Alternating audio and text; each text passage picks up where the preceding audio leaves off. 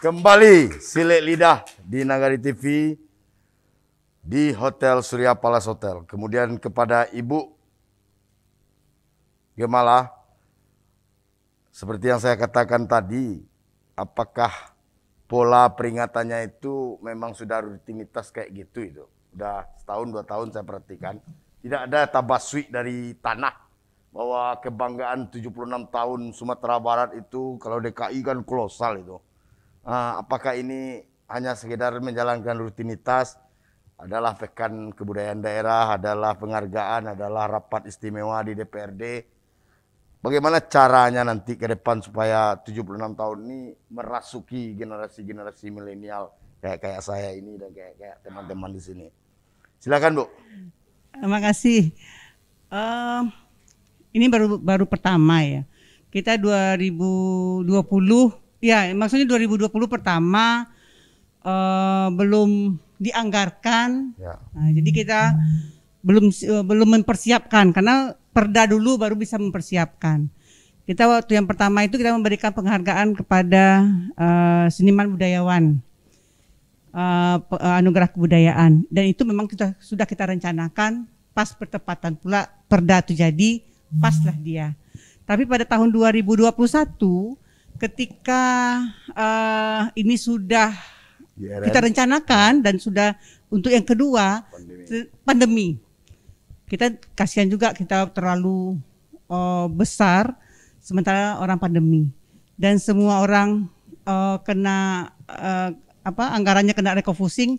Kita cuman itu yang kita pertahankan supaya seniman budayawan juga hidup juga bahagia di masa pandemi, merasa juga punya karya yang sudah sekian tahun tidak sudah 2 tahun, hampir 2 tahun tidak berkarya karena pandemi.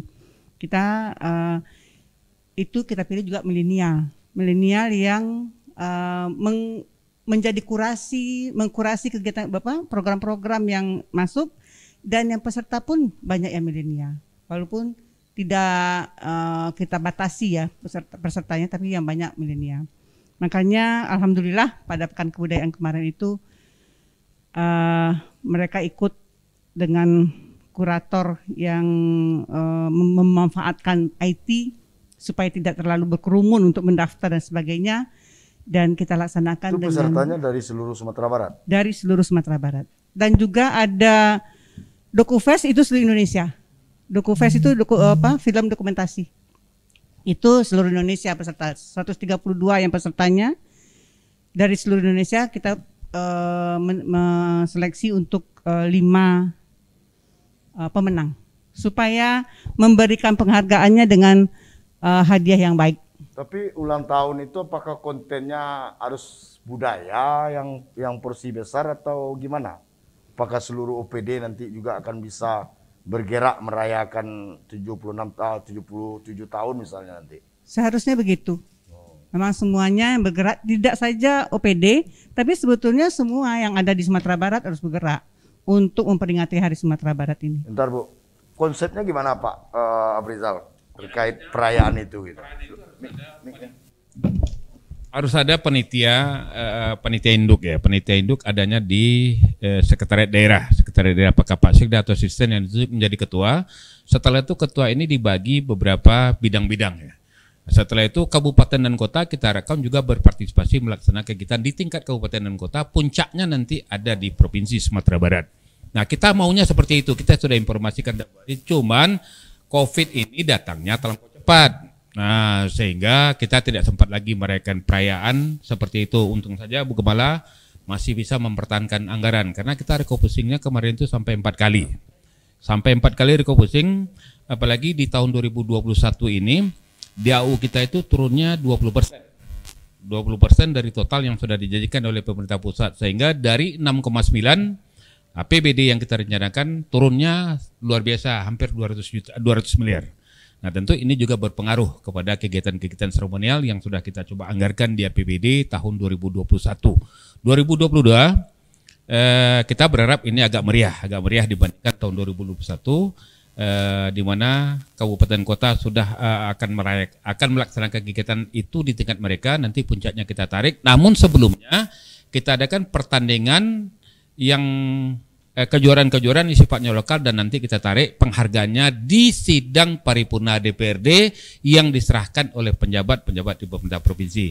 Cuman sayang kemarin kita mohon maaf kepada Pak KJ dan kawan-kawan dari PWI yang memang penitianya agak kaget sehingga betul seperti yang dikatakan kita banyak yang terlupakan. Nah, maka pada forum resmi ini kita ucapkan mohon maaf kepada seluruh lapisan, di mana waktu penggodokan hari jadi mereka kita undang untuk memberikan brandnya, untuk memberikan nilai-nilai positif, tapi pada hari perayaan mereka terlupakan. Nah tentu kita berharap tahun 2022 ini semua akan kita jemput ulang ya Bu ya, akan kita jemput ulang sehingga perayaan ketiga atau tepatnya 77 tahun Provinsi Sumatera Barat. Yang perlu kita ingat Bung Dai, ini adalah HUT pemerintah provinsi, bukan rakyat Sumatera Barat tapi pemerintah provinsi.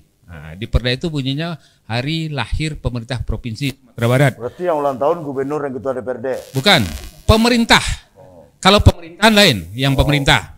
Nah, kalau pemerintahan itu seluruhnya itu. Ini pemerintah Sumatera Barat. Nah, tentu ini akan melibatkan lapisan masyarakat di bawah koordinasi dengan pemerintah provinsi Sumatera Barat. Nah, tapi paripurnanya tetap di DPRD. Paripurna istimewa? Enggak, sekarang kan tidak ada paripurna istimewa, paripurna DPRD. Cuman kita berharap didahului ya, karena ini 1 Oktober, nah didahului upacara di lapangan setelah peringatan Hari Kesaktian Pancasila, maka akan kita berharap di sana juga diserahkan semacam simbol-simbol lambang daerah kepada tokoh yang berpengaruh. Setelah itu kita tarik ke rapat paripurna di DPRD, barulah penghargaan yang diselenggarakan oleh dinas terkait kita serahkan secara resmi di DPRD. Terima kasih Pak Af, ini masuk ke kunci kata topik ini. Sumbar 76 tahun itu mau apa dan kemana. Karena ini dalam ini maknanya. Kalau Pres KJ cukup dengan satu napas dia selesai nih. Dengan persoalan Sumbar mau apa dan kemana. Tapi saya kembali ke Pak Akademisi. 76 tahun saat ini. Kemudian orang melihat banyak hal. Di Sumatera Barat nih ada kemajuan, ada pro kontra. Sumbar itu aja. Kapan yang terakhir tol dari Padang sampai ke Riau, tahu-tahu sampai Cincin. Ini persoalannya apakah cocok ini 76 tahun umur kita atau baru 16 tahun misalnya? Makasih. Jadi kalau kita lihat usia Provinsi Sumatera Barat hanya sedikit saja di bawah usia Republik. Artinya kita menganggap bahwa provinsi kita ini termasuk yang tertua di Indonesia, dan itu secara faktual memang seperti itu kan. Kontribusi daerah kita di dalam membangun negara bangsa ini sudah tertoreh di dalam tinta sejarah bangsa kan. Persoalannya seperti tadi dikatakan, apa yang kita akan lakukan ke depan, so what gitu kan, dengan 76 kita sudah sangat tua, usianya hampir sama dengan usia Republik, tapi kita kok masih seperti ini gitu kan. Apakah ini sudah sesuai dengan keinginan kita bersama atau sudah sesuai dengan cita-cita para perintis daerah ini dahulunya. Nah, ini kan memerlukan suatu refleksi, tinjauan reflektif terhadap keadaan kita sekarang. Memang kalau kita melihat komentar-komentar para tokoh bangsa ya akhir-akhir ini yang menarik sekali.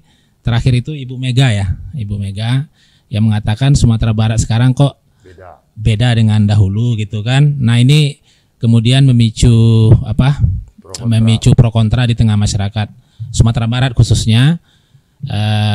Tetapi kalau saya sendiri melihat ini suatu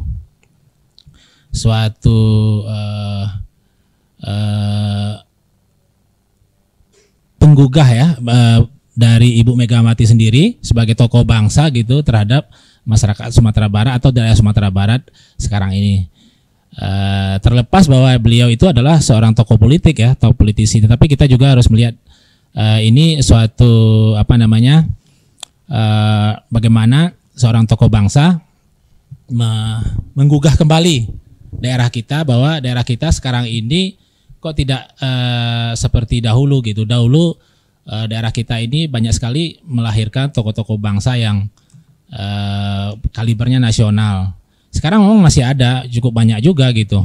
Tetapi kalau dibandingkan dengan daerah-daerah lain, dahulu dengan sekarang sudah berbeda karena daerah-daerah lain juga kemajuannya cepat sekali gitu. Nah ini kan tidak terlepas juga dari perjalanan sejarah kita. Tadi sudah disebut PRRI gitu kan, sejarah kekalahan orang Sumatera Barat. Nah memang sejak saat itu kemajuan daerah kita terasa melambat gitu ya. Bahkan stagnan lah beberapa tahun. Baru di awal Orde Baru bangkit lagi gitu ya. Di masa Pak Gubernur Harun Zain dicoba lagi untuk memacu pembangunan itu dan itu berhasil pelan-pelan. Tetapi Sumatera Barat pada saat itu hanya menjadi salah satu dari sekian provinsi di Indonesia. Kalau dahulu Sumatera Barat itu leader gitu ya, leading. Untuk daerah luar Jawa ya udah Sumatera Barat gitu kan, orang udah melihat Sumatera Barat ini alternatif dari Jawa gitu. Jadi setelah Jawa Sumatera Barat. Karena saking banyaknya tokoh-tokoh, pemimpin-pemimpin asal Sumatera Barat yang berkontribusi secara nasional. Nah, tapi itu setelah Orde Baru coba dibangkitkan lagi, tapi kemajuannya tidak sedahsyat sebelumnya kalau dibandingkan dengan daerah-daerah lain. Oke Pak, Pak Pres KJ, apakah betul itu 76 tahun itu apa bedanya Sumbar dulu dan sekarang? Apakah memang kita harus terkungkung terus dengan cerita-cerita emas masa lalu? Iya, jadi kita harus tahu dulu yang dibilang kita tidak maju itu di bidang apa. Kalau di bidang pendidikan, indikatornya rata-rata pendidikan anak SMA, anak rakyat Indonesia, enggak Bu? Di seluruh Indonesia itu kelas 2 SMP, sama kita dengan orang lain. Kalau pertumbuhan ekonomi 3,5%, itu rumah tangga saja yang berbelanja. 3,5% tadi di grup top kan, 3,5%. Rata-rata pertumbuhan ekonomi Sumatera Barat sejak pergolakan sampai hari ini menurut Ketua IC Sumatera Barat 3,5 sampai 4%. Tapi itu kalau dilihat per 5 tahun ada naik, ada turun, ada naik. Jadi tapi rata-ratanya rendah. Di bidang pengaruh politik, sekarang saja yang tidak ada menteri kalau itu ukurannya. Tetapi begini, di bidang sastrawan banyak yang jadi sastrawan. Persoalannya adalah kita terperangkap di dalam zona nyaman hari ini. Kalau masa lalu kita sebut banyak orang lain geleng-geleng kepala. Tapi masa lalu itu orang lain tidak berbuat apa-apa. Makanya kita juara. Ada enggak daerah lain seperti Sumatera Barat dulu itu sekarang? Ada enggak? Sumatera Barat 45, sekarang 2001, ada enggak provinsi lain sehebat 45 itu? Enggak ada juga. Lalu apa yang ditagih ke Sumatera Barat hari ini? Kita sama-sama di bawah semua. Nah, kalau soal orang Sumatera Barat, jadi problemnya menurut saya tanah. Tanah kita di Sumatera Barat hanya sepertiga yang bisa diolah. Sepertiga itu masing-masing rumah tangga hanya bisa setengah hektar paling banyak. Itu tanah ulayat pula, tanah pusaka pula, dikuasai pula oleh mamak. Selain tanah, beberapa menteri dan kawan-kawan di Jakarta bilang dia sudah 20 tahun tidak ke Sumatera Barat, tidak berubah seperti itu juga. Kata Gamawan Fauzi kepada Wakil Presiden Budiono, Pak, ini sepanjang jalan Bapak lihat ruko nih. Jadi orang Sumatera Barat mikro, dia membangun ekonominya sendiri. Tapi di daerah lain juga ada ruko. Tidak di sini saja. Lalu apa problem Sumatera Barat? Tidak ada mentor yang menggerakkan, ya. Tidak ada orang yang menggerakkan. Apa yang digerakkan? Contoh kecil misalnya, ketika MTQ 83, kata Pak Azwaranas, kita pakai peci, semua pakai peci, tidak apa. Sampai supir truk pakai peci. Nah, hal semacam itu tidak ada. Ketika Pak Asam Basidurin kita dapat Prasamya Purna Karya Nugraha. Tapi apa itu terasa oleh rakyat saya nggak tahu. Tetapi ada penghargaan pemerintah pusat. Nah yang ingin ditagih oleh orang lain, mana dia orang Sumatera Barat yang memecah kondisi nasional yang bicara, yang ini, yang dikutip dan segala macam seperti Syahrir, Yamin, Tan Melaka, itu memang tidak ada. Di daerah lain juga tidak ada. Nah untuk melahirkan itu tugas siapa? Itu yang melahirkan adalah lembaga-lembaga pendidikan dan surau-surau dulu waktu itu. Kalau kita lihat orang-orang tokoh-tokoh itu lahir dari sekolah-sekolah formal ditambah dengan pengaruh surau dan lingkungan, biaya sekolah, dan mereka sekolah ke Leiden. Kita sekolah di sini-sini aja, satu IKIP, satu UNAN.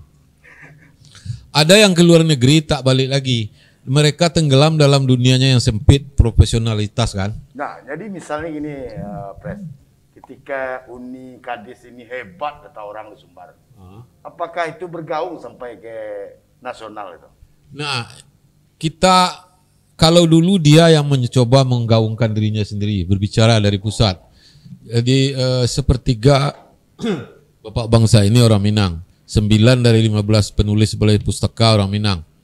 Sekarang kita pers dulu menonjolkan Pak Hendra Asmara, Mukhtar Naim, kemudian terakhir Saldi Isra. Jadi kita jadikan oleh pers ini yang harus dikutip. Sekarang bibitnya itu mana? Kalau ada kita apungkan juga sehingga dia bisa menasional. Seperti Saldi sekarang kan harus ada orang lain yang bisa ditonjolkan lagi oleh pers yang dikutip lagi. Minimal itu minimal ya. Banyak bidang lain yang bisa dilakukan di bidang ekonomi yang bisa berbicara tentang pembangunan ekonomi. Sehingga jadi rujukan Arbi Sanid misalnya, Taufik Abdullah, Taufik Ismail kan hari ini kan orang-orang hebat.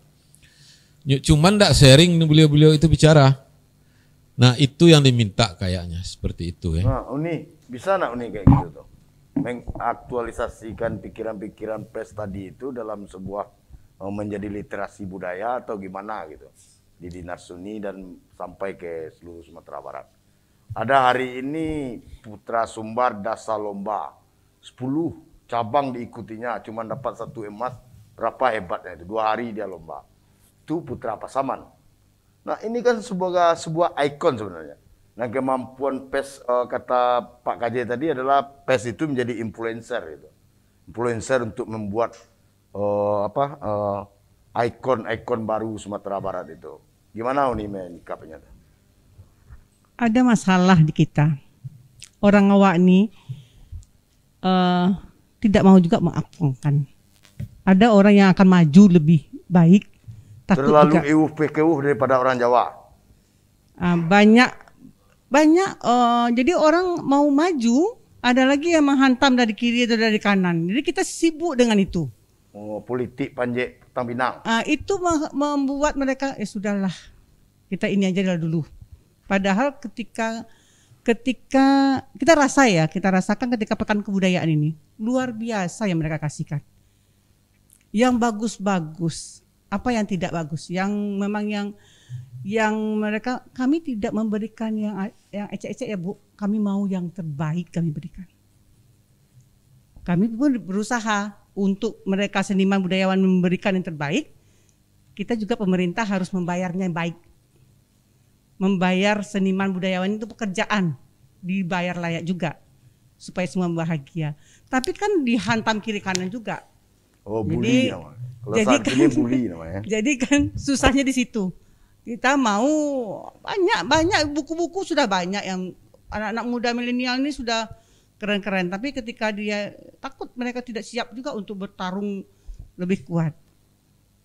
Kalau untuk menjadi emas itu adalah emas, loyang itu adalah loyang, mungkin perlu kita lihat tipnya Pak Afrizal nih. Yang sering dihantam kiri kanan juga nih Kadis. Baik, saya melihat mungkin agak terbalik dengan kawan-kawan tadi. Karena saya orang politik, saya melihatnya pertama dari kacamata politik. Kepentingan pemerintah itu siapa hari ini? Hari ini kepentingan politiknya ada di tangan Jokowi, latar belakangnya PDIP dia. Nah tentu mayoritasnya adalah dari PDIP. PDIP kuatnya Pulau Jawa dia. Sumatera Barat angkanya 14%.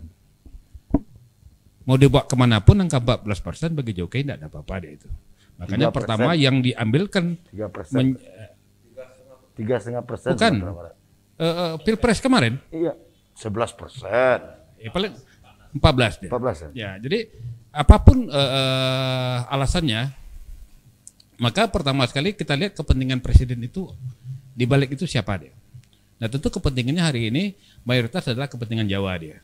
Kepentingan Jawa. Kita lihat saja hari ini menterinya itu 70% berdomisili di Jawa dia. Nah tempo hari kita Sumatera Barat punya kok. Karena kan hari ini tidak diberi kesempatan oleh Presiden karena memang daerah tidak memberikan sumbangsi suara yang cukup signifikan kepada Presiden hari ini dia. Nah, yang kedua, tempoh hari secara proporsional di zaman Pak Harto, di zaman Pak SBY, zaman Pak Habibie masih ada keseimbangan lokal dia yang diberikan. Nah, setelah itu unsur perguruan tinggi, tempoh hari perguruan tingginya lebih banyak diambilkan mereka yang bersumber tamatan luar negeri. Betul apa yang dikatakan KJ, mana dia tamatan dalam negeri. Hari ini tamatan dalam negeri ini sangat luar biasa, tetapi tokoh pendukung presiden dia. Nah, kita tidak lihat mana dia tokoh yang non presiden dia, non pendukung presiden. Kan ini bukti realita nyata ini, realita nyata. Nah, itu dipandu dengan total dana APBN yang masuk ke APBD Sumatera Barat. Nah, kalau kita kaitkan pada RPJMD, hari ini seharusnya kita sudah 8T. Tapi karena COVID, maka dana kita itu di KUA PPS 6,4T, sementara dana pusat itu 4 triliun lebih. Kita hanya modal dasar 2,4T. Artinya kalau tidak dibantu oleh pusat, maka Sumatera Barat itu kolap dia.